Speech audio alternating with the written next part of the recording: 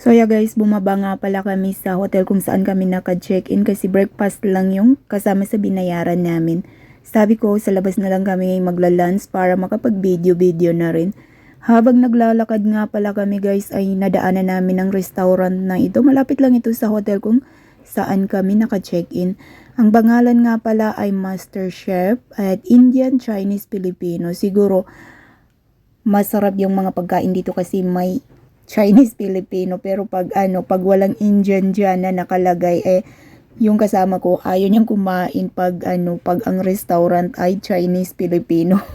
So bali yan, nagtingin-tingin na kami ng mga menu nila at dito ay tinanong ako ng kasama ko kung ano yung gusto kong kainin.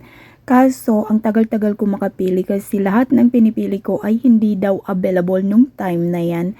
Kaya sabi ko biryani na lang at saka pansit kasi yun naman talaga ang paborito ko talaga, lalo na yung biryani na isda. So bali guys, napansin ko nga pala na bakit wala masyadong customer, wala masyadong tao na nandito kasi empty yung mga yung lamesa. Sabi ko sa kasama ko, bakit kaya wala tayong kasama? 2 PM naman ngayon, lunch time na.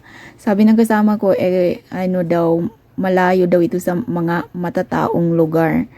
So, yun, hindi nagtagal nga pala na after 20 minutes ay ayan na, dumating na yung aming fish biryani at ang aming pansit. Ayan, paborito ko talaga ang pansit.